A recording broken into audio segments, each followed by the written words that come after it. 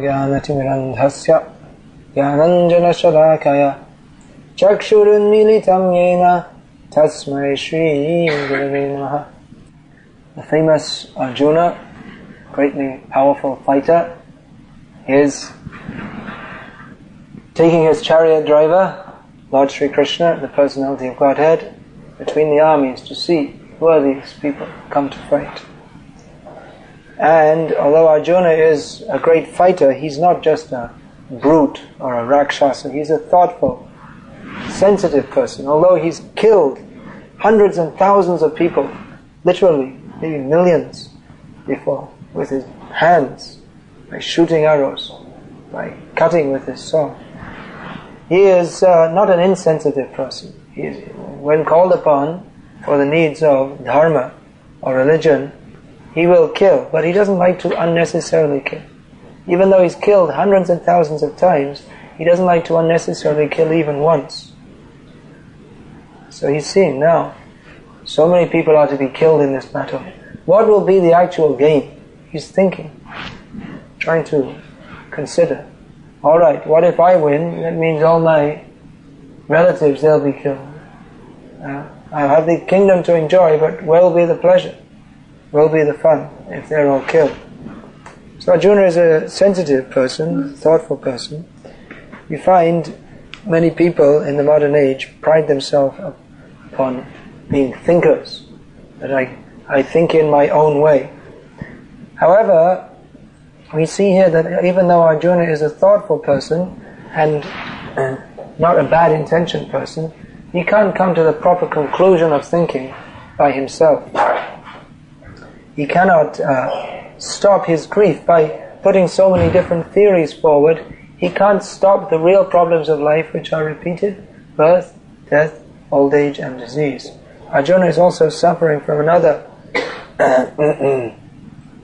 disease, which is Prabhupada is referred to in the previous Prabhupada often referred to as skin disease.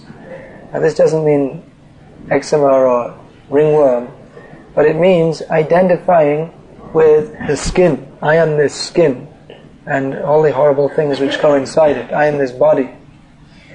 So Arjuna was suffering because of material attachment. He thought, if all my friends and relatives are to die, then I will suffer. So he was thinking in terms of the body, and thinking in terms of reality, in terms of the body and extended bodily relations. My family members, my friends. So this kind of thinking, even though one may be a great thinker, there are many so-called great thinkers in human society, and there are less great thinkers who are not very well known, but there is the average intellectual on the street or in his office or in his armchair who thinks of so many things, but they can't solve the problems of life simply by thinking in different ways. I think this, I think that, I think something else. Even we see that Arjuna, not only was he a thoughtful person, but he was learned also. He knew what is the proper standard of religion according to moral codes. There are 20 Dharma Shastras, 20 beginning with Manu, most important, which are books of laws and morals. What is the proper thing to do in human society? Not to steal, not to lie, not to cheat. The do-nots and do's. Do's means dig wells, plant trees, give in charity to brahmanas. So the do's and do-nots of proper behavior for people in civilized Vedic society. Arjuna was conversant with all these things. But despite his knowledge, and despite his thoughtfulness, and despite his sensitivity, he was still confused. And therefore he is very intelligently approaching Krishna. He'd never had such a situation in his life. He'd been through many situations, very exciting, adventurous life Arjuna had. His life story is told in Mahabharata. It's such a great adventure that people even today are reading it as an exciting story. So he'd been through many different tense situations, but this one he's finding it's reacting upon him differently. He can't understand why it is that in this situation I can't think clearly I don't know what's proper. It seems to me there's a mental conflict. Someone has described Bhagavad-gita as like a psychology session. Of course, we're not very much in favor of mundane psychology being based upon Freudian total misconceptions. But it is a fact that Arjuna's way of thinking was out of order. He can't understand. He's got a conflict, a dilemma, that he knows he has to fight. It's his duty to fight. He's been trained to do this since his birth. He's been trained as a fighter to fight for the cause of religion. And so many years they've been waiting for this fight. Although they were trying to avoid in different ways, but eventually it became inevitable that they had to fight. And Krishna wanted the fight. Krishna, of course, he tried to intercede to stop the fight, but then when Duryodhana's party wouldn't accept his peace mission, then he said, then we have to fight. There's no other way. So the way he was trained up, the way the circumstances were, it was obvious he had to fight. But at the same time, he was feeling very strongly, I don't want to fight. So in this situation of dilemma, he approached Krishna. Of course, he many times approached Krishna in the past. As he will explain later on, after seeing Krishna's universal form, he'd seen Krishna many times, but he wasn't realizing that he was the Supreme Personality of Godhead. He was thinking, well, he's my friend, he's my cousin. And sometimes they're just like friends, they were warriors, Kshatriya caste. So they would go out hunting and they'd come back together. They'd go practicing their arms, they're fighting. And they'd come back and joke together and then eat together. Then you can imagine, just like friends, oh, this tastes very nice, why don't you try this? Then they'd lie down on the same bed together. And Krishna with Kshatriyas, they boast a little. I can kill all the inhabitants of the three worlds by myself. Of course, Krishna can. But he does. Not only can, but he does. And Arjuna would say, you're just a big talker. This is how friends talk. You're just a big talker. Come on. So but Arjuna was realizing, actually he's God. I was thinking he's my friend, so he apologized like this. So Krishna and Arjuna, they're good friends. Krishna Sakha. One name for Krishna is Krishna Sakha, which means he's the friend of Krishna. What does that mean? It means Arjuna's name is also Krishna. One of the names of Arjuna is Krishna, because his body is blackish also. So Sri Krishna, Krishna Shakha Rishabhavani Dhrug. Kunti Devi described Krishna, one of the names Krishna Sakha. He's famous as the friend of Arjuna. So they're good friends, but in this situation, Arjuna, he stopped being friendly. He knew that now I have to ask Krishna. I have to accept him as my guru. I can't find any way out of this dilemma but to hear from Krishna. So even though Arjuna was qualified in so many ways he was qualified. As a great devotee, as the friend of Krishna, as the son of Indra, practically he was like a demigod himself. Even though he was the son of Indra, he was practically just like a demigod on this earth. He was prestigious even in the heavenly planets. His fame was there. He went to the heavenly planets and he executed a task that even the demigods themselves could not do. The demigods were being harassed by the Nivata Kavacha demon. So Arjuna just killed them all, some few 100,000 of them by himself. And he fought with Lord Shiva. Then other demigods, they can't do that. They can't. But Arjuna, of course Lord Shiva was not showing his full power, but still, he satisfied Lord Shiva by his fighting. So he was just like a demigod, fabulous personality, qualified in so many ways. But when it came to understanding the proper philosophy of life, how to overcome difficulties caused by material life, then he also had to approach Krishna. Of course, Arjuna is a pure devotee of Krishna, so he's never actually bewildered in the same way that we are bewildered. But for the sake of Krishna speaking Bhagavad-gita, he appeared to be bewildered. He was covered by Krishna's illusory potency and it appeared that he was bewildered, so that this Bhagavad-gita could be spoken. We can understand that Arjuna was never really bewildered because he understood immediately what is the message of Bhagavad-gita. And other so-called big scholars, they're studying Bhagavad-gita all their lives and they can't even understand one word of it, even though they write big books on it, but they don't understand, whereas Arjuna immediately understood. If Krishna had to speak Bhagavad-gita to someone else, he might still be speaking now, because they don't understand. They don't understand. Whereas Arjuna, he got the point, then the relevant questions he asked, and this way the Bhagavad-gita was developed. And Krishna gave all the answers to all his problems, all the philosophical questions that came up, all the basic philosophical questions, they're all answered here in Bhagavad-gita. So Arjuna, he is very sensibly approaching Krishna. He's not defiant of Krishna. This is his qualification. He's not defiant. And Krishna is inciting him to fight. He's not saying, hey, just forget it. I'm not listening to you. I'm as good as you. I'm not going to fight. He wasn't a stubborn ass. He agreed to listen to Krishna. And therefore it was certain that even though he was bewildered, confused, morose, about to make a fool of himself by leaving the battlefield, it was certain that because he approached Krishna in this way, he was going to get all the problems of his life solved. Because Krishna is the right person to solve all problems. Krishnam Vande Jagat Guru. Krishna is the spiritual master of everybody. He is the ultimate Guru. When we say Guru, who is Guru? This is discussed in this purport. Guru means representative of Krishna. Who speaks? Who can be the best authority? Who is the best authority? Who knows? That is Krishna. And Guru may be an ordinary person in so many ways. He's also, in most cases, Jiva soul.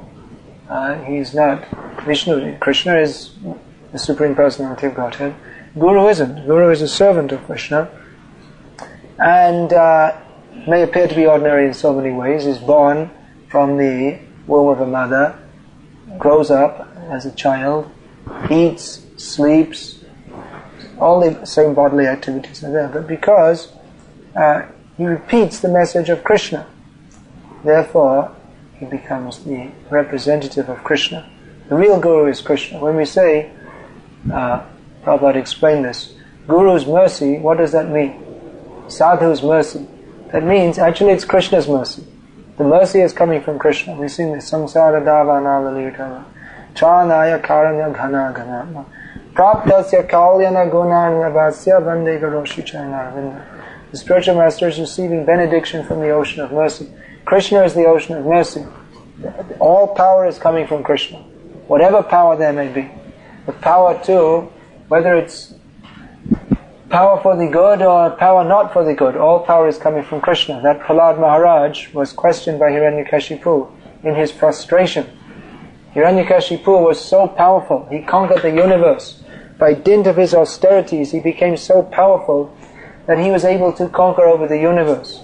With the exception of Brahma, Vishnu and Shiva, he subdued all the demigods and controlled the universe, and everyone was afraid of him. Even Indra, the mighty, powerful Indra, he ran away and hid from him. Even just, if Hiranyakashipu would lift his eyebrow to show little displeasure with Indra, Indra would immediately run 10 million miles away. He was afraid of Hiranyakashipu. Hiranyakashipu was so proud, now controlling the universe. But Prahlad Maharaj, a little boy, just a tiny little boy, can you imagine? You see this little boy, just a little bit bigger than this. And he was so powerful that he didn't challenge Hiranyakashipu, he just ignored him. That's all. Hiranyakashipu, okay, kill him. Prahlad Maharaj, Hare Krishna, Krishna Krishna, Hare Hare. Throw him in the pit of snakes, Hare Krishna, Krishna Krishna, Hare Hare. Give him poison food. Throw him to the elephant. Put him in front of the mad elephant. Throw him off the cliff. Prahlad Maharaj not in the slightest bit disturbed. So Hiranyakashipu became totally disturbed. That this boy, he's not even slightly afraid of me, and I can't do anything to him. And not only that, but he speaks to me insultingly. He speaks to me that you're simply in Maya, you should go to the forest and take shelter of Vishnu. He's telling me to take shelter of Vishnu. I want to kill Vishnu. And he's telling me to surrender to Vishnu. The whole purpose of my life is to defy Vishnu, and he's telling me to surrender. He openly says, he's not afraid.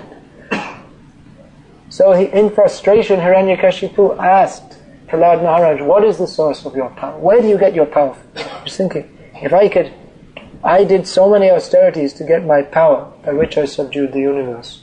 And Prahlad Maharaj didn't do anything. He was born from me, alright, but how can he be more powerful than me? He's just a little boy. He didn't do any austerities. Where is he getting his power from? I must find out. I must get that power myself. So he asked Prahlad Maharaj, what is the source of your power? And Prahlad said, the source of my power is the same as the source of yours. Only I recognize it, but you don't. The source of my power is Lord Vishnu. Oh, no, I don't want to hear that name. I don't want to hear. So that is actually the fact, that the source of all power is Krishna. So, Guru teaches, Guru gives blessings, Guru gives guidance, but the Guru receives that power from Krishna. Everyone, whatever power they have. Whether it's the power, there's so many different skills. Someone is an expert cook, someone is an expert sportsman, someone is expert at writing or singing or solving mathematical problems, someone is expert in boxing. There's so many different things which can be done. The animals, they're expert in different, with some animals, some birds, the Arctic terns, they fly from the North Pole to the South Pole every year, so they're expert in up and down. It's quite a long journey. So they're expert in flying and finding their way. So all this expertise all comes from Krishna. But Guru means one who recognizes Krishna, surrenders to Krishna, studies the science of Krishna under self-realized soul, and continues to teach the message of Krishna. So it may be said that, well, Arjuna, he was lucky he heard from Krishna. But what about me? And someone may say, well, Prabhupada was here. What about me now? What will I do? But if one who is teaching exactly as Krishna teaches, why was Prabhupada so great? Because he taught exactly as Krishna taught. That is received through parampara. Of course, Krishna had a specific instruction to Arjuna to fight. But actually the fighting, Krishna was inciting Arjuna to fight. But that isn't the ultimate message of Bhagavad-gita. That specifically he wanted him to fight. But the point was that he wanted Arjuna to surrender to him, to recognize his position of servitude to him. He told Arjuna, Mam anusmara yudhyacha, think of me and fight. So of these two things, thinking of Krishna was important. And for Arjuna, if he's to think of Krishna, he must fight, because that is Krishna's instruction to him. So our Bhagavad-gita is not, as some people misunderstand, a book to incite people to fight. That is not the purpose. The purpose is, as Krishna declares at the end of Bhagavad-gita, Sarvagu hyatimam bhuvya shruname paramang vacha. Now please hear, Krishna tells Arjuna, my topmost instruction, the most secret of all, most confidential of all instructions. Yattehang priyamanaya vakshami hitakamaya. I'm speaking to this to you for your benefit, because you're very dear to me. What is that? Manmana bhavavan bhakto madhyaji mang namaskaru mame vaishyati satyam te pratijane priyosnime sarvadhaman parityatya mamekam sharanam raja aham tam sarvapapebhyo mokshayishami nashricha. Always think of me, become my devotee, worship me, bow down before me. In this way you will surely come to me. I promise you this because you are my very dear friend. Abandon all varieties of religion, simply surrender unto me. I will deliver you from all sinful reaction. Do not fear.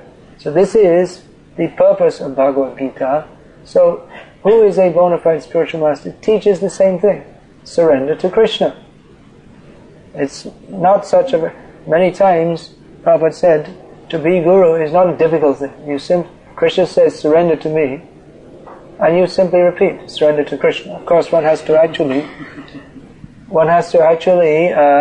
practice that in his own life also. It can't be theoretical. Just like you'll find some You'll find a father is teaching his son, don't smoke, don't drink. Smoking and drinking and telling don't smoke and drink. Then there will be no effect. He has to actually follow. The one who follows, he can teach. Follow means, here's mentioned, a master in the science of Krishna consciousness. Follow means that if one follows, it's not simply like following some ritual or some formula. But Krishna consciousness means, what does it mean? What does Krishna consciousness mean? Who can give a definition?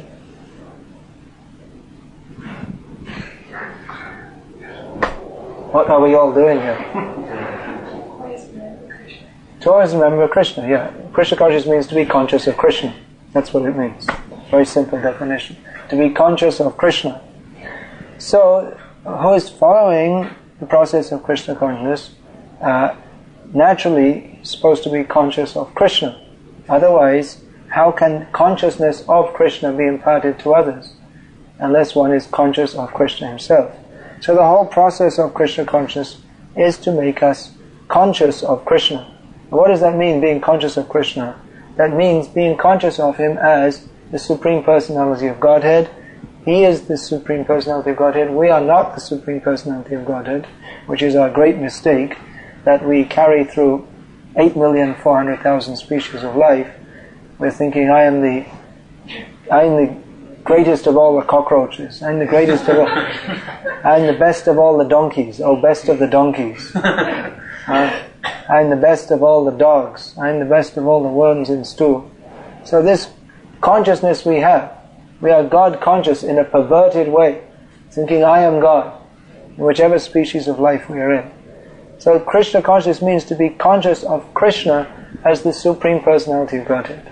It's very basic. There are a few basic points to be understood. That most basic point, which Krishna teaches right at the beginning of the Gita to Arjuna, that we are not these bodies. I am not this body. You are not that body. We are eternal spirit souls. Krishna is the Supreme Spirit Soul. He is the Supreme Personality of Godhead. We are all His servants. Therefore we should serve Him. That is philosophy of Krishna consciousness. In a few lines. Just sometimes you see, they, at least in India, because cheating is quite deeply ingrained in the culture there, how to pass the exam without working. So they have all these big books they're supposed to study. You buy one study guide, in which they summarize them. You can get, if they're studying English, they'll have all of Shakespeare's books like that, all summarized in 5 pages, just so you can answer the questions and pretend that you read the book. So, we should not neglect to study all the books, but what if we're going to take, what are the basic points of this Krishna conscious philosophy? What are the basic points? We're not this body, we are eternal spirit soul. Krishna is the Supreme Personality of Godhead, we are all His servants, therefore we should serve Him. And if we serve Him, what will happen? Yad gadvana nivartante tad dhamma paramam mama. We'll go to the abode of Krishna. So there are many points. Just like, how are we not these bodies? Why are we not these bodies? I'm sure I am this body, everyone is thinking. I'm quite convinced I am this body. What do you mean to tell me I'm not Irish? This is anti-national propaganda. You should be thrown in prison. I am this body. No, you're not this body. And Krishna gives examples. Dehinosmin yatha dehe kaumaram yoganam jara tata dehantara praptihi. Very simple to understand. The body is changing from childhood to boyhood to youth to old age. The mind is also changing. But what is the stable principle by which the mother, if the mother doesn't see her child for 20 years, she recognizes, oh, my son. What son? It's the body has changed, the mind has changed. What is the same? The person is the same. Deha, dehi. The body and the owner of the body. So Krishna gives different examples. Vasangsi jirnani yatha vihaya navani gahnati naroprani tata shriryani anyani samyati navani samyati navani samyati gahnati dehi. He says that just as we are changing clothes as they get old, so you change bodies as they get old. So point by point, all these points discussed. We are not this body, we are eternal spirit soul. Then, what are we doing in this material world? What are we doing?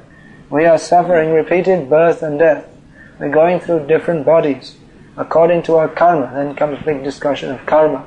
What is karma? Kim karma? This Krishna asks, as Krishna says in Bhagavad-gita, rhetoric question. Kim karma, kim akarma iti? What is karma? What is akarma? What is vikarma? What is Krishna karma? All these points are discussed in Bhagavad-gita. Big discussion. What are the results of karma? What happens after death? All these different points are discussed. Then, Krishna is the Supreme Personality of Godhead. We are all His servants. That means we are not the Supreme. Mayavad is wrong. Demigod worship is not our proper sadhana. It's not our proper practice. All these points are to be understood. Big philosophy. But if you summarize it, we are not these bodies. We're eternal servants of Krishna. Krishna is the Supreme Personality of Godhead. Our constitutional position is to serve Him. And around this, all the details come. These are the basic points. So a spiritual master means one who is fixed in that conclusion that Krishna is the Supreme Personality of Godhead and is surrendered to Krishna. Not just theoretically. Not intellectual discussion in the university. Let me get my PhD. PhD in Krishna consciousness. You may do. There's scholars, they study. There's some book here. The Hare Krishnas in India. So a scholar has studied. Of course, the nature of Krishna consciousness, even scholars, if they study, if they come close enough, they have to take prasad, they have to hear the holy names, so even they get somewhat purified. But you don't go back to Godhead by writing a PhD thesis on the rise of Krishna consciousness in America. You may do some PhD thesis. No, that is pratyaksha-vagamam dharmyam. This has to be practically experienced. Krishna consciousness, as Prabhupada says, is not an artificial imposition on the mind. It's not simply an intellectual process, but one has to enter into that. What is Krishna consciousness? Philosophy we can summarize very basically. We're not these bodies, we're eternal spirit souls. Krishna is the Supreme Personality of Godhead. We're all His servants, and we should serve Him. But what is that service? That is not like some factory job. That is, Krishna consciousness means feelings for Krishna. How do those feelings arise? By coming in contact with Krishna through Krishna consciousness. Shravanam, Kirtanam, Vishnu, Smaranam, Padasevanam, Archanam, Vandanam, Dasam, Sankhyam, Atma Nivedana. All these activities, hearing about Krishna, chanting about Krishna, remembering Krishna, serving Krishna's lotus feet, worshipping the deity in the temple, offering prayers to Krishna, following in the footsteps of great devotees, identifying oneself as the servant of Krishna, identifying oneself as the friend of Krishna, surrendering everything to Krishna. So these processes of Krishna consciousness bring us in contact with Krishna in the mood of loving devotion, and by coming into contact with Krishna in this way, our Krishna consciousness arises, that feeling of the attitude of servitude and the feelings of devotion. Why? Let our psychologists explain. They will explain. We're not interested. But they will explain. How will they explain that? You bring one flower and you offer it to Krishna. And we feel happy. Why do we feel happy? Because Krishna feels happy. The psychologist may try to explain why, or psychologist, or sociologist, or anthropologist, or sonologist will try to explain why it is that people are coming to Krishna. Why is it that someone was walking down the street one day and someone came up to him and gave him a book and he read it, thought it was interesting, came to the Hare Krishna temple, got some nice prasadam to eat, spoke with the devotees, and after some time he also shaved his head and started giving out those books. Why did he do that? So someone may write a book and analyze this way and that way, and different stages of the life. In youth, you're all confused and this and that, and they'll use big, long words. But it's got nothing to do with all these things. What it is that we are eternal spirit souls, and Krishna is our supreme master, friend, lover. Krishna is the Lord of our lives, And when we come in contact with Krishna, when we start to serve Krishna, we naturally feel happiness from the spiritual platform. As Prabhupada says, it's not an artificial imposition on the mind. It's not something that can be understood by mundane scholastics. That is described, Bhaktisiddhanta Saraswati Thakur has given the analysis that one who tries to understand Krishna consciousness without entering into Krishna consciousness, it's like someone trying to lick the bottle of honey without taking the lid off. You'll never taste the sweetness. You can write big books about honey. You could probably write huge PhD thesis about different kinds of honey, different kinds of bees that make the honey, different methods of collection and marketing techniques and purification techniques and so many things you could write. You could probably write about 50 books, big books in detail about honey. But unless, what are the nutritional value, what is the chemical composition, then different recipes you can cook with it, and then different things you can mix it up and apply it on some burn, there are different things you can do. So you can do that, but you'll never know what is the taste of honey. You can write, it is sweet, you will write, it is sweet. But you won't know unless you actually taste it yourself. So the same thing, Krishna consciousness is not to be understood simply by scholastic techniques, but is understood by practically doing it. So a spiritual master means one who practices Krishna consciousness. So PhD in the university, who's giving a course on Indology or South Asian religions. He can't teach you Krishna consciousness.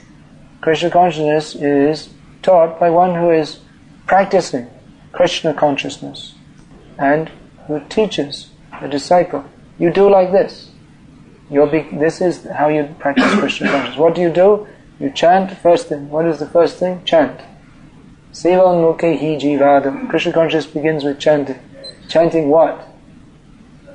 Hare Krishna, Krishna Krishna, Hare Hare. Hare Rama, Rama Rama, Hare Hare. So, what do you have to do? Go everywhere. Jare dekho, tare kaha, Krishna upadesh. Amar aggai guru hoya taro idesh. Chaitanya Mahaprabhu says, wherever you go, whoever you meet, instruct them in the science of Krishna. Krishna upadesh. There are two kinds of Krishna upadesh. Krishna upadesh means instructions of Krishna. Krishnasya upadesh means that which is directly spoken by Krishna, especially Bhagavad-gita. There are also, you'll find in Srimad Bhagavatam, instructions given by Krishna, but especially that means Bhagavad-gita. Then there is Krishna Vishayak upadesh, instructions about Krishna. Srimad Bhagavatam, there, especially Srimad Bhagavatam, so many places in the Vedic literature, there are descriptions. Krishna went here, he went there, he met different devotees, his leelas, they are explained. And the philosophy of Krishna consciousness is explained also in the Shastras, in the writings of the Acharyas. So this knowledge of Krishna, this should be explained. And on the order, Chaitanya Mahaprabhu says, on my order, you teach people this science of Krishna, and in this way become a guru. So as Prabhupada was explaining once, we need many gurus. We need a guru in every neighborhood. We need so many. So what does guru mean? Of course, guru basically means teacher. So everyone should become a teacher of Krishna consciousness. In the beginning, one should be a student, as Arjuna is a student. But we see Krishna is telling Arjuna, Kaunteya pratijanihi name bhakta pranashyati. Krishna is instructing Arjuna. In the middle of instructing, he's telling, you tell others also. You go and tell others also. So every student is expected to become a teacher. Not that everyone will become Ramanujacharya, Madhvacharya, Prabhupada on this level. But everyone can instruct others about Krishna. Even in your home, if Shastra says, who is the first guru? First guru is the mother. It's very practical. Because the mother is with the child instructing, instruct so many things, very practical things, how to, in the beginning the mother will simply put food in the mouth, put some prasadam, baby is passing stool everywhere, they clean it up, But eventually they teach, this is how you feed yourself.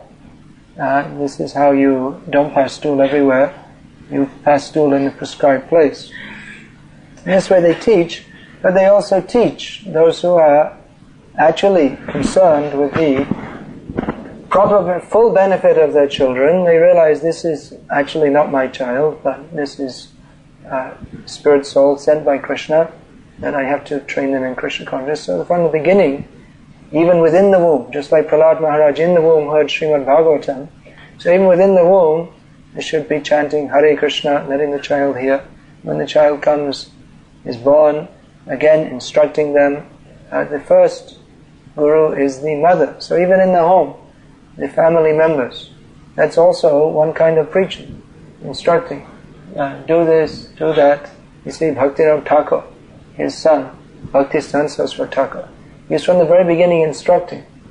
The young boy, maybe 2 or 3 years old, took some mangoes, which are meant for offering to the deity, immediately chastised. Don't do that. This is meant for Krishna. So in this way, he learned. Of course, Bhakti-San Saraswat Thakur is not an ordinary child, and Bhakti-Rav Thakur is not an ordinary father. But every father can do that. Teach the children. Don't take food which is not offered to Krishna. Bow down before Krishna. You can teach like this. In this way the children will grow up with Krishna consciousness. So everyone is supposed to be a guru according to his capacity. That doesn't mean he stops being a student. No one can be a guru if he thinks I am a guru.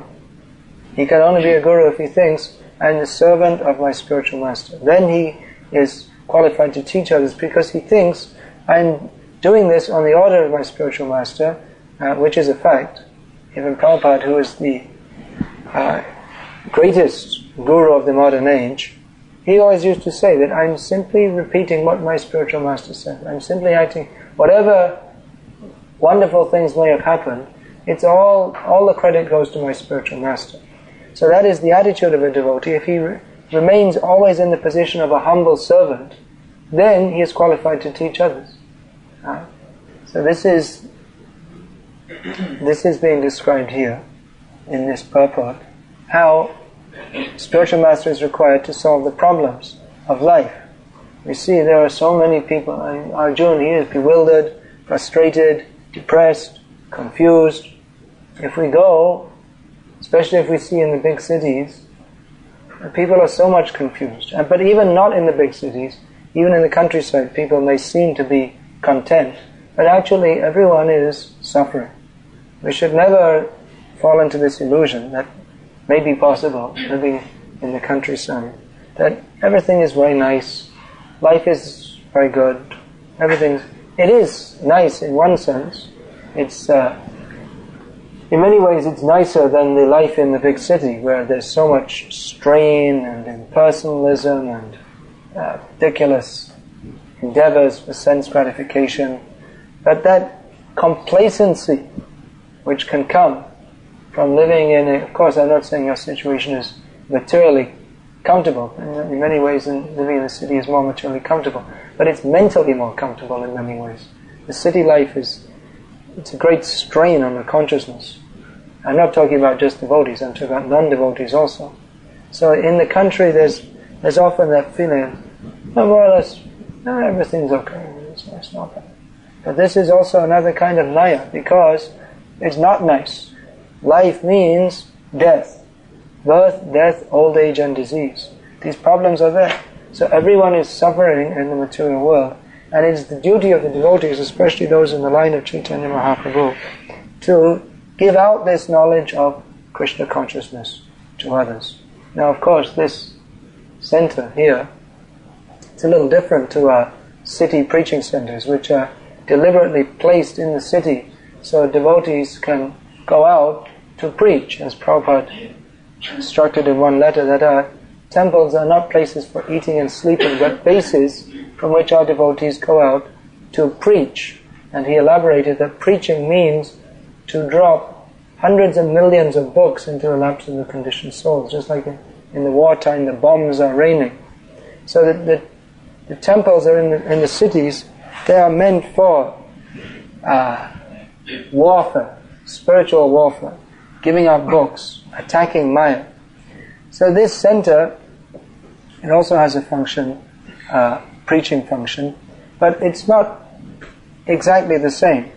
This is a place where devotees are living, practicing Krishna consciousness, showing how people are supposed to live very peacefully without having to go through this ridiculous way of life in the city where you drive in, spend 1 hour driving in. We were driving out to the airport this morning, and before 7 o'clock in the morning, at the edge of London, there are traffic jams for like 5 miles of all the cars coming in 3-lane motorway. That was coming in from the west side of London, where that's all country that side. Insane. It's insanity. We were driving last night, miles and miles and miles of just all city. A few parks here and there. Otherwise, just houses, huge apartment blocks, factories, roads, on and on. Why? Why should they live like that? So these communities, Prabhupada very much wanted that people can live peacefully, chant Hare Krishna, and invite others to come and see. So it may not be exactly the same as a city preaching center, but it has its preaching function, and also has a function that devotees are living here and showing how we can live peacefully, and showing, and that's also a test for us that we can live peacefully, because our minds, the situation may be peaceful, our minds tend to be not peaceful, and just to live here and stay, you may find it mentally difficult because we're so much accustomed to the high adrenaline kind of lifestyle. So we find in these country communities that the turnover of devotees is, when people come, they think, what a nice place. And after some time they think, well, what's going on here? There's no action. I have to do something. Run away. That's what I'll do. So when I came in, Shyamananda was saying to me, there's not been much development since last year. Now I don't know, I wasn't sure whether he was talking about spiritual development or material development, but I was thinking that development, what does that mean? It's some kind of feeling we have being brought up in this materialistic civilization. We always have to develop something. Knock down a house and build a new one. We have to. They judge progress in terms of we have to show we're doing something. We have to always be running around. If you're not on the verge of a nervous breakdown, there's something wrong with us. So I said to Shyamananda, well, development, you're here, you're still chanting Hare Krishna, that in itself is development, that in itself is advancement. You don't have to have a fleet of motor launches zooming up and down and helicopters flying in and out. You don't have to you don't have to build a huge apartment block on the island. You don't have to do these things. All you have to do is stay here and chant Hare Krishna, and that is development. Every day, every year, you just simply stay here, going on worshipping Krishna. That means that the Krishna conscious movement is being established. This community is being established. Just to stay and go on and do it. Just like we see all over the world now, our movement is accepted, it's established. People may like it or not like it. Mostly people don't dislike it much. There are a few demons here and there. But more or less it's accepted. In the beginning it was thought, many people thought it was bizarre, they couldn't understand it, couldn't relate to it, they thought it was just some passing fad. But now people know, Hare Krishna movement, it's there. Whatever it is, it's there, it's established, because we've gone on doing the same things year after year after year, chanting Hare Krishna, going out on Harinam, distributing books. Even if you're not on top of the Sankirtan newsletter, of course it's great if you are, but even if you're not, everyone can be top, only one can be top at a time. But this kind of community, just especially, if you can just go on and show, yes, this is how we like to live, this is how people should live, very peacefully, chant Hare Krishna, live in a lifestyle away from that rat race, over-commercialized rat race. Just live peacefully. Whatever is there, may be cold, it may be hot, it's mostly not too hot around here. But the same thing, you may have a lot of money or not, and the same thing, you don't have a lot of money. But whatever the situation, just go on, chanting. Then people will be impressed. Oh, you've been here so many years? And what are you doing? We're chanting Hare Krishna. We're worshipping the deity. And of course, gradually, people will come. We want to bring people also. And there will be, time to time, there will be festivals. And in the festival, so many people. Hare Krishna. Any questions, observations? The mother, the example of the mother living through, and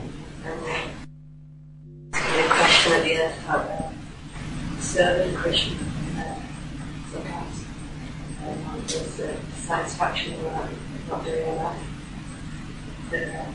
For a mother,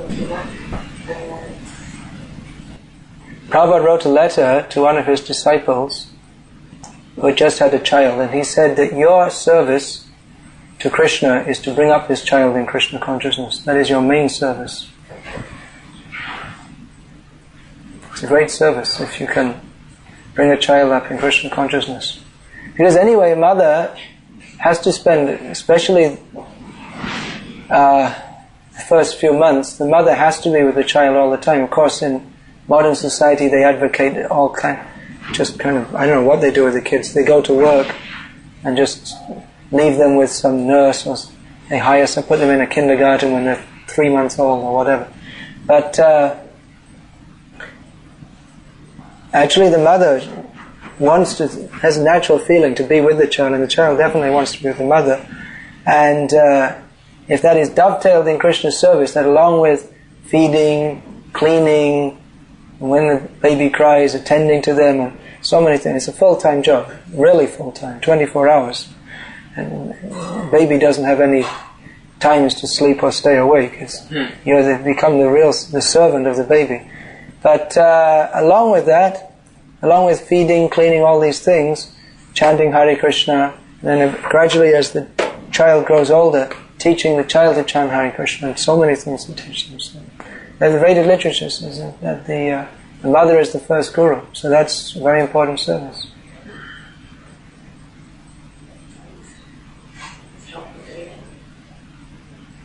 Yeah, it's we shouldn't think that that's less important, because mothers have to bring up children, so if they bring them up in Krishna consciousness, that is very important service. We want so many children to grow up and be exemplary devotees of Krishna. So that's not possible. It won't just happen automatically. It's not just by being born from devotee parents or just by living in a devotional community, but the parents have to put a lot of time and energy, a lot of concentration to bring them up as devotees. Nowadays we see the trend all over the world, because of the way the society is set up, horrible society, is to neglect the children. Children are just some kind of nuisance. They are a nuisance, but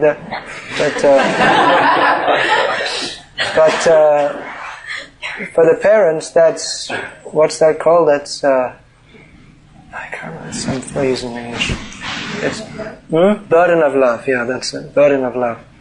So parents tolerate that to train, for the sake of training them up in Krishna consciousness. So this modern idea in which most kids, their mother and father and uncle and aunt and grandmother and everyone is the TV set. And food, you get something out of the fridge, stick it in the microwave oven, and Prabhupada told the story. There's one man, he was working till late at night and had to go early in the morning.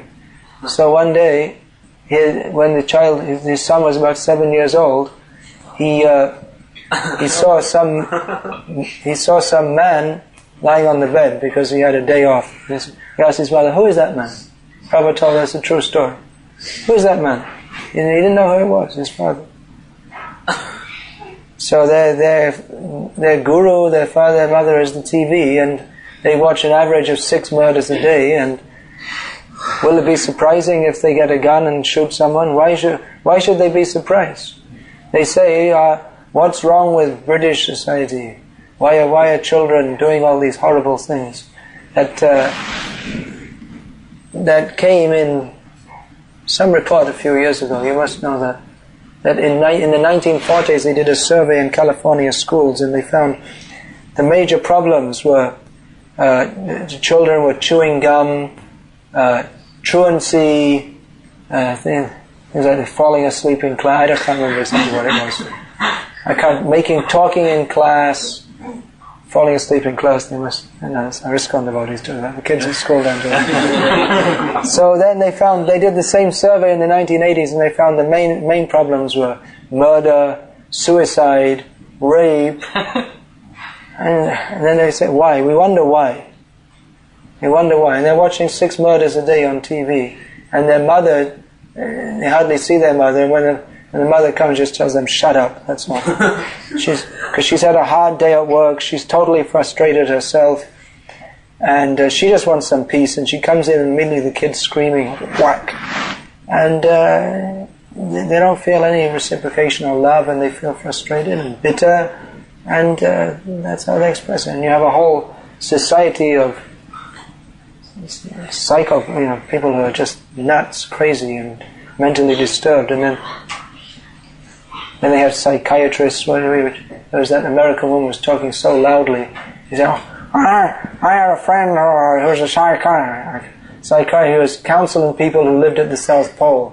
I was thinking, he was counseling people who saw the stars at night or something. For any reason, they get counseling from a psychiatrist. I was thinking the next thing they'll be having family psychiatrists, because everyone in the family is nuts. The whole society is so insane. So really, these communities are very important, that we live together peacefully, chant Hare Krishna, and live as sane human beings. It's difficult because we're brought up in a totally insane way, and we're attached to insane concepts of life. We're attached to all kinds of ideas that we had when we were brought up with all kinds of ideas. Just like here we see Arjuna is approaching Krishna as the guru. Now the whole concept of being a disciple, that is very much against the modern Western way of thinking. One of the great gurus of the modern age, he's a great management guru. He writes these books and people follow him, they think he's great. So he's given his analysis of a perfect person according to Sri Stephen Covey. He says that one of the qualifications is he doesn't become anyone's disciple. This is supposed to be something really great, that you don't submit to anyone. But you have to submit. If you don't submit to Guru, if you don't submit to Krishna, then you have to submit to birth, death, old age and disease. So actually our Vedic culture is one of authority, offering respect, offering worship. This is completely against modern Western idea, in which they have the idea that everyone should all be equal, everything's all the same. Be friendly with everyone, but you don't respect anyone. You have your own way of thinking about everything. Think for yourself. And what are you going to think? What are you going to think if you think for yourself? You may decorate it in so many complex ways that basically you're going to think, I am this body, Krishna is not the Supreme Personality of Godhead, I am the Supreme Personality of Godhead, and life is meant for enjoying the body and senses. You see, all over the world there is so much technological advancement, so-called wonderful civilization. You can do so many things with machines, but people, spiritually, their progress is zero or worse. Everyone is, despite all their so-called advancement, everyone is completely in the bodily concept of life, and even basic human values, they're not there. Basic things. Thou shalt not kill. Where is that? So actually Krishna consciousness means to become brainwashed. They're accusing that some people are accusing this is a brainwashing society. So yes, it is. As Prabhupada said, we are washing brains Because your brain is filthy, it's full of stool. It needs washing. We're not brainwashing, we're brain giving. You don't have any brain, so first of all we have to give you a brain. They have no brain. What is this society? Building big buildings, and after a few years knocking them down again, and building another building. And this is called progress, advancement, development. And for all their so-called progress, people are committing suicide. They don't know what the goal of life is. They're simply living like animals. So we really need to learn how to live. The subject of this is studying from Guru. So we really have to learn. Prabhupada used to say that you have to come like a blank slate before the Guru. Don't come, I'm PhD, I'm MSc. I'm coming to Guru. Out of my mercy, I'm allowing him to become my disciple. I'm allowing him to become my Guru. Some people came to me some days ago and said, "Oh, we've decided that you will be our Guru." Now, what you'll decide, you have to ask me, and if I accept you, you can become a disciple. Not that you have decided. Oh, thank you very much. What is that? Out of my causeless mercy, I've now decided to allow you to become my Guru. So that's a very wonderful thing for you. So this all these concepts in modern society, they have all this idea. So many different ideas. Everyone's all equal. Everyone has all kinds of rights. But actually the disciple,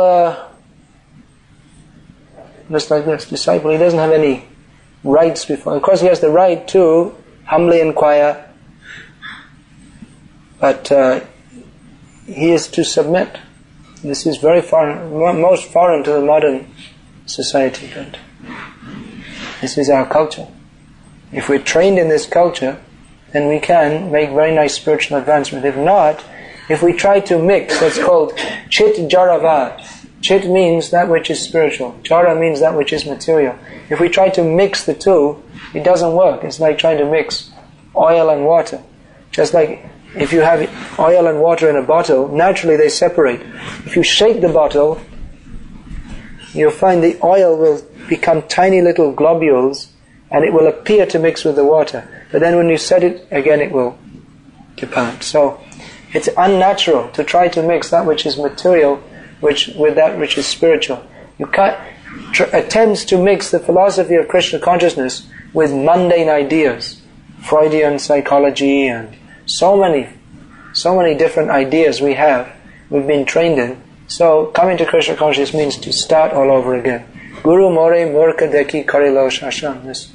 This Chaitanya Mahaprabhu said, when he came to the Mayavadi sannyasis, they challenged him, "What are you doing? You're a sannyasi. Sannyasis are supposed to be grave, serious people. What are you doing dancing around the streets?" We couldn't imagine anything more low class than dancing in the streets. What are you doing this for? So Chaitanya Mahaprabhu replied to Prakashananda Saraswati, who was challenging him, "Shuno Shripad iha karan, Prabhu kahe Shuno Shripad iha karan, Guru more murka deki karilo shasha." Chaitanya Mahaprabhu said, "My dear sir, please listen to the reason. There is a reason. I'm not just doing it because I'm crazy." That's what Prakashananda accused him, Bhavuk. He's just a sentimental fool. But Chaitanya Mahaprabhu said, "No, there's a reason." What is that reason? When I approached my Guru, he considered me a great fool, therefore he chastised me. And what did he say? That Murka tumi tomar nahik vedanta dika Krishna mantra japashada e mantra sha. He said that you're not fit for studying Vedanta. Actually, Chaitanya Mahaprabhu is the Vedanta Krit Vedavit. He is the compiler of the Vedanta, and he is the knower of the Vedanta. He is the object of the Vedanta. But taking the position of an ordinary person in this Kali Yuga, he accepted the chastisement from his Guru that you don't know, you're not fit to study Vedanta, you simply chant Hare Krishna. This is the essence of all Vedic understanding. Kali Kali nama vina nahiyara dharma sarva mantra sarnam e shastraman. In this age of Kali, there is no other religion but chanting the holy names of Krishna. This is the conclusion of all the scriptures. So Chaitanya Mahaprabhu, even he was, of course he is God, but even from the external point of view, in his childhood he was a great scholar. when he came before his guru, actually his guru, from his point of view, Ishvara Puri, he wasn't such a great scholar as Nimai Pandit. But because he was chanting Hare Krishna, because he was an expert in the science of Krishna, because he was a pure devotee of Krishna, Chaitanya Mahaprabhu accepted him as a guru. So, this Ishvara Puri didn't accept that you're a great scholar. No, when he came before Chaitanya Mahaprabhu, he said, no, you're a fool. You think you're a great scholar, that is your foolishness. Give up whatever you thought of before, give it up. And now you become Krishna conscious by listening to what is the actual version. So we have so many, we've been educated completely, whatever education we have, all wrong. Not education, that doesn't only mean what we picked up in schools, but from the whole society, from the TV, from the whole ethos that we live in is simply one of gross materialism, with all kinds of wrong ideas, which may seem very reasonable. It may seem very reasonable. Just like, for instance, do good to others. Feed the poor. But as Prabhupada exposed, this is ultimately, it's of very little, if zero value. Because the poor are poor because of their karma, so if you simply feed them, then they'll have to suffer that karma another time. And anyway, mostly people aren't starving. It's just a lot of propaganda. Prabhupada said that this is propaganda because people collect money in the name of charity and spend it for sense gratification. I've seen it. I lived in Bangladesh for several years, and I saw so many charity organizations have their offices, big swanky offices, all air-conditioned with fancy cars, and they just drive around the city, have fat salaries, they go to a party every night, and I was traveling all over the villages, and you never see any sign of these people in the villages. It's just a big hoax. And these organizations, they spend like 50% on salaries, 45% on advertising, and maybe maximum 5% on doing good for others, so-called. And the doing good for others means they have an office in Bangladesh and they go to a different party every night. That's the doing good for others part. So, and even if you do feed poor people, then anyway, I've seen that also. That we do have food for life in India, and all the poor people come, and they all eat, and they're really happy, because they were going to eat anyway, but now they've saved money, and they'll spend it on booze. So they all get drunk, and then they have a fight. They have a fight, and maybe someone stabs someone else. So real doing good for others is giving them knowledge of Krishna. Feeding them prasad is also good. But the idea of doing good for others on the material platform is not doing good. Doing good means bringing them to the spiritual platform. All right, any other questions? Yes, something about like psychology, how it's not so good. And I was wondering, like, in regards to like feeding the hungry, just giving them food is good, it's not doing them any benefit. But by giving them prasad, then they get benefit. Yeah. So also, as we see in ISKCON, lots of people, they join with mental psychological problems. And now there's such things as Hare Krishna ISKCON, psychologists and counselors. So, could you describe the difference between somebody like that and a normal psychologist? I don't really know that much what our devotees say, but if they advise devotees to chant Hare Krishna, follow the process of Krishna consciousness, understand that we're not this body and not this mind, then all the problems will go away. Krishna consciousness is very, very simple. Jai Shokal Bipod Bhakti Vinod Bolen Jokalana Gai. Bhaktivinoda Thakur says, when we chant the name of Krishna, then all the problems go away. Jeev Krishna Das E Vishwas Kolleta or Dukhanai. If we simply understand we're not this body, when Bhaktivinoda Thakur says, if we simply understand that we're the servant of Krishna, and we stop thinking in terms of I am this body, I am this mind, then naturally all our problems which are caused by identification with the body and the mind go away. Now of course some people are very disturbed, but as Prabhupada said, our temples are not meant for crazy people. People are actually so much mentally disturbed, then they may take some treatment or whatever it may be. We should be very careful of being too much enamored by mundane psychological theories, because it's all based on, modern psychology is all based on Freud, who was, his ideas are totally materialistic. They're based on Darwinistic ideas that we all developed from monkeys. And we see that among the at least some years ago, and in America, the biggest among all the different professions, the one which had the highest suicide rate was the psychologists, because they're listening to people's problems all day, and you have to absorb that, and you become affected by their consciousness. So our devotees who are counseling others, which is of course a necessary and important service, they have to be very strong to keep it on a very Krishna conscious focus, and themselves to be very strong in Krishna consciousness, to lift people up from the mental platform to the spiritual platform. Otherwise, if we try to sort out people's brains, what's going on in the mind, try to sort out one thing, another thing, ultimately it's not going to happen, because the material mind, all that confusion is ultimately caused because of our lack of surrender to Krishna, and therefore it's not possible to completely sort it out. Therefore, those who are guiding others, they should themselves be very strongly fixed in Krishna consciousness and give that to others. Just like we see Prabhupada, he also counseled people, but often he didn't get very deeply into all their different problems, but because he himself was very much Krishna conscious and very much convinced of Krishna consciousness and very much expert in imparting that to others, many times people had the experience. They have so many problems they want to tell Prabhupada. They just walked in the room and saw him, and just understood actually there are no problems, because they saw Prabhupada and they understood there are no problems. They're all just my mental concoction.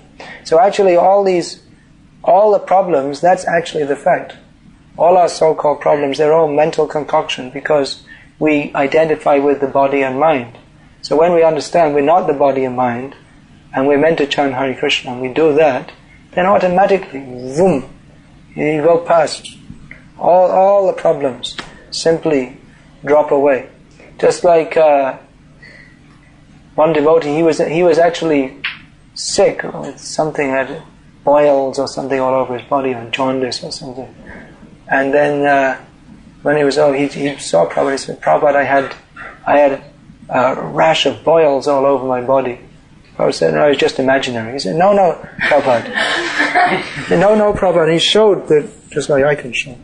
I showed the scars where it had been cut. Prabhupada just imaginary. So he's trying to think, and what does Prabhupada mean? I mean, I definitely had boils. I mean, if you've had boils, you know you've had them. It's not imagination. So he was thinking that, then he was trying to understand what Prabhupada was instructing. That actually the whole material existence, it's all due to our identifying with the body and mind. But if we don't identify with the body and mind, then even there may be boils, there may be so many different things, but we'll understand it's not me. I'm not this body, I'm not this mind. So that requires a high standard of Krishna consciousness, but that is what is ultimately needed. Because it's the same thing, just like feeding a hungry man, he'll get hungry again because of his karma. So if we try to sort out people's mental problems on the material platform, then we might sort them out a little bit for some time, but then again they'll go out of whack because it's some karmic reaction. So the real benefit is to bring them to the spiritual platform by engaging them in the processes of Krishna consciousness. Some people are very disturbed that they're attracted to Krishna consciousness, but they can't take to it properly because they're too much disturbed. We saw yesterday in Soho Street Temple in London, one young man came in and he wanted to take prasadam, but everyone could see he's very much disturbed person. But even such people, if you give them prasadam, I've seen many I've seen it. One of my godbrothers, he had actually been a heroin addict in a pretty serious case, but somehow, probably he shouldn't have been allowed to stay in the temple, but he was. And he used to chant his rounds. It used to take him a long time because he used to chant Hare Krishna, Hare Krishna, very slow. Right? And of course his body was run down. But anyway, he chanted and everyone could see he was serious about it. And when he got through his rounds and his sleeping and his eating, he actually knew electricals. He was good at that, so devotees appreciated that. And eventually it was amazing. He overcame his problems, physical, mental, and became quite a dynamic member of the community. So, as you can probably understand, I'm not an expert in psychology at all. But in any field, in whatever we may be doing, in trying to help it, whatever it is, being a mother, being a counselor, being a Sankirtan devotee, whatever it is, we should always understand that what we are doing, we have to take help from Krishna and bring others to Krishna, and that will be the ultimate solution. Any field. What a Sankirtan devotee means, he may think to study different sales techniques, but there may be different sales techniques, but the main sales technique is that we pray to Krishna to give us guidance how to convince these people, how to preach these people, so that they will become convinced enough at that point to buy a book about Krishna. Or in management, the modern age, it's a very complex age. We're dealing with complex people who've got complex minds, it's a complex society. So we may study different things about management. But we should understand that the ultimate management principle in a Krishna conscious temple is that, as Prabhupada said, all the devotees should chant 16 rounds minimum, follow all the regulated principles, then automatically the spirit of cooperation will come if everyone is fixed in Krishna consciousness. So ultimately Krishna consciousness is the solution to all problems. And one who is convinced of that, he can begin to help others.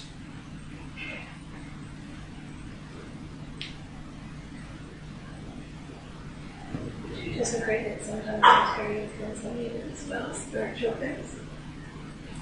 Material things? Well, anything material that's used in the service of Krishna, that becomes spiritual. Just like this harmonium, this was made for sense gratification. Someone made it so others could make some nice tunes, and the maker could make some money, but it's being engaged in Krishna's service, so it becomes completely spiritual. So anything that's used in the service of Krishna that is not material, food, rice, dal, chapatis, there's a whole big business bringing basmati rice and chapati flour from India. So that's done for sense gratification, but we purchase that and offer it to Krishna, so then it's not material, it becomes spiritual. So anything, whatever it may be, on money, material things, whether it's singing or whatever technique, whatever things we may be good at, guiding people, counseling people. If Krishna is at the center, if the purpose is to serve Krishna, then that is not material, that's spiritual. But of course, so many things, both gross and subtle, we're using in Krishna's service. That becomes spiritualized. Material thing, just like the gardener, he'll study a gardening book, no doubt. The mother may study a book, but I'd be careful about these. How to bring up children. I actually don't study those books. You'll get all the wrong ideas. Better to read to your children Mahabharata, Ramayana, all these things. That's better. Of course, we don't have any good editions yet. That's another problem. I only have books written by Mayavadis. When you said that when you come before Krishna, I'm not sure it means that when you come before Krishna and you come before Guru, that we come before and it appeals back to you and come before Krishna. be honest, because sometimes devotees, they have anarchists that they just renounce and try and surrender or hide the anarchists at the same time. Sometimes devotees have an artist. We all have an artist. Clean slate means that we're ready to be instructed. We're not coming thinking that this is a discussion, and if I don't like what he says, I'll teach him. We'll discuss on an equal level. It doesn't mean that you simply yes. If you don't understand, you can even it may, just like we see here in Bhagavad-gita, that Arjuna protests to Krishna. That it seems to me that at the beginning of the 3rd chapter, Arjuna says to Krishna that my intelligence is bewildered by your equivocal instructions. It seems that sometimes Krishna is talking about inaction and sometimes he's talking about action. So what is actually it seems to me you're saying one thing and you're saying something else. So he says to Krishna that it seems that you're speaking contradictory things. But how is Arjuna saying it? He's not saying it as a challenge to Krishna, but he's saying that his mood is that it appears to me that what you're saying, I can't understand it, but I know that you understand it, therefore I'm asking you to explain it to me. So it doesn't mean that the intelligence is turned off. Rather, one has to be intelligent to understand this philosophy. But this is a very important point, how our intelligence is applied in Krishna consciousness. Our intelligence is applied, how Prabhupada explained that understanding means standing under. You can understand when you take a humble position and you're ready to learn, then you can understand. But if you think that I'll understand everything simply by my own brain power, then you'll never understand anything. Jnane prayasam udapasya namanta eva. This Chaitanya Mahaprabhu accepted. This is the actual way we can understand. When you give up the mentality of I'm a great intellectual, I can understand so much, and realize that we're very tiny living beings within the universe. Our intelligence, our sensual perception, they're all very limited. Therefore we should learn from one who knows. Approach someone who knows. Learn from them. So with this attitude, applying our intelligence, understanding that our intelligence is limited, and we have to learn from those who know. With this attitude, we can understand Krishna consciousness and become this way the most intelligent person. People think that intelligence means to maintain a sense of independence and liberal thinking, your own way of thinking.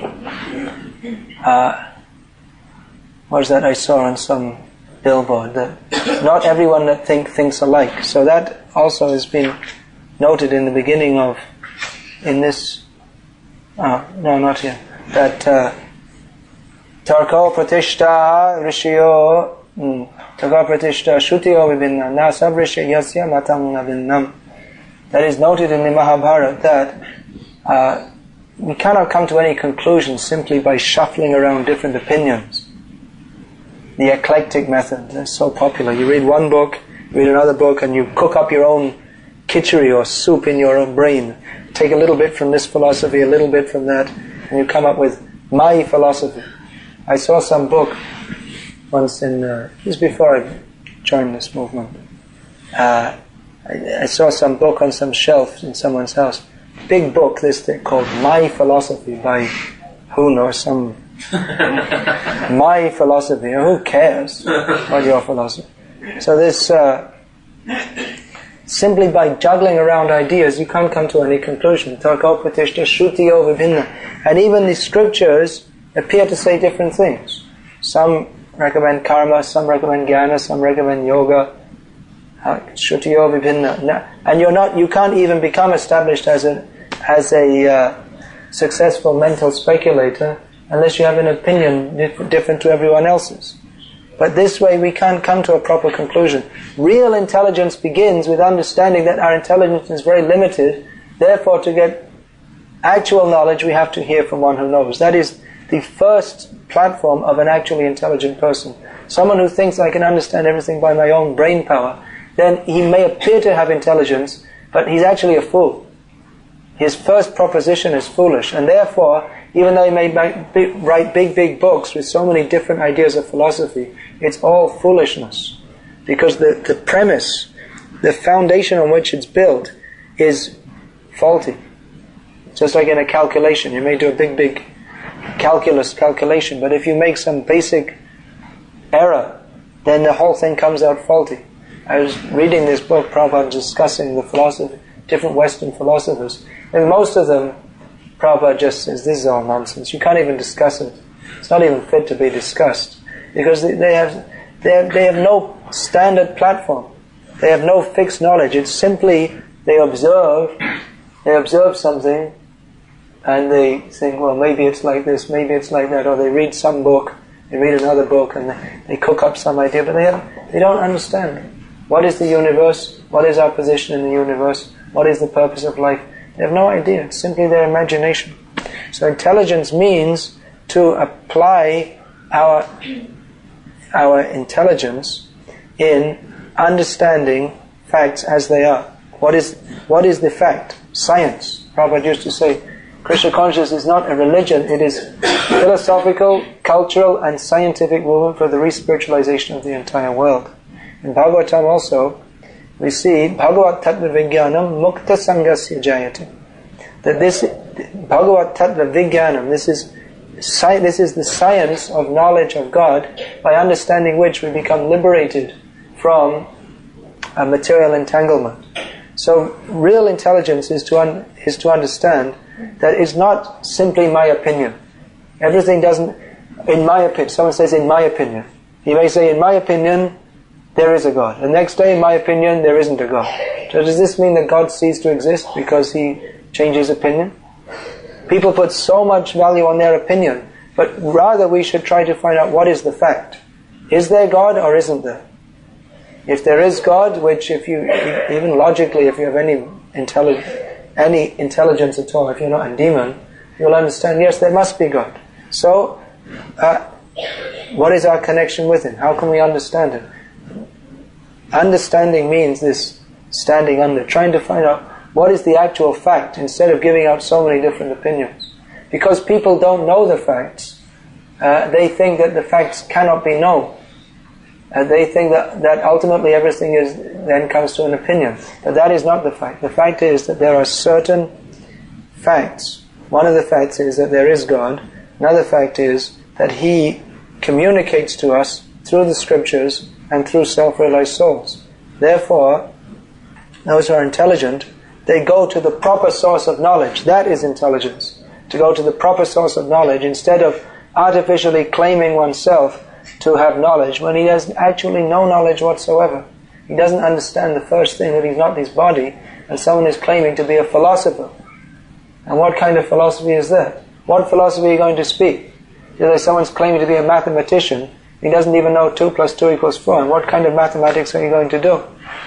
If you don't even know you're not this body, what kind of philosophy are you going to talk? It's just going to be all nonsense. That means you're in terms of spiritual knowledge, you haven't developed more than the dog. The dog is barking and you're writing big dissertations, giving a presentation at Cambridge University. But it's all babbling of fools, that's all. There's no value to it. People become upset when we say this, that all your big scholars, your great scholars, your Einsteins and your Coveys and your Shakespeares, because they have no actual knowledge. They may have some glimmer of knowledge, just like Einstein spoke something about God. So alright, whatever little glimmer of knowledge they may have, we can accept, alright. But they cannot become a guru. They cannot get free from material entanglement by this process of trying to understand simply by their own intelligence. They have to come to the point of accepting a bona fide spiritual master, surrendering to him, learning from him the science of Krishna, applying the intelligence in this way. Then everything can be understood, not simply on the basis of our own imagination. Even if we think, I will accept a guru, I will study the scriptures, but I will still maintain my own intellectual independence, then you can't understand. Not that the intellect should be quashed, but it has to be just like we were singing, Bhaja Hure Manga Sri Nandanandana. The mind has to be applied in the grooves given by Krishna. Those grooves are Sadhu, Shastra, Guru. Guru, Sadhu, Shastra, Vakya, Chitete, Korea, Aikya, Arna, Korea, Manayasha. As Narottam Das sings, the instructions given by Guru, Sadhu and Shastra, we should fix our mind in that and not desire to go outside these parameters. Yes. When you're presenting Krishna consciousness in a sort of like a society like this, sort of Christian, how much do you really go for it and tell them about their philosophy? How much do you allow for the fact that there's some spirituality and there's spirituality in their faith? What way would you approach it? Well, in terms of Christianity, we have plenty of precedents from the preaching of Srila Prabhupada, which we see every time that he met with Christians. He always, first thing, thou shalt not kill. And he wouldn't go further than that. In Australia once they said, well, alright, let's go on to higher subjects. Was it in Australia or Cardell Daniello, I think it was. Prabhupada said, there's no question of going to higher subjects. First we have to understand this subject. Thou shalt not. He just stuck to this. So, accepting that, but with other Christians, at that time in Australia, there were some Christians who they were actually open to what Prabhupada was saying, and Prabhupada discussed so many things with them.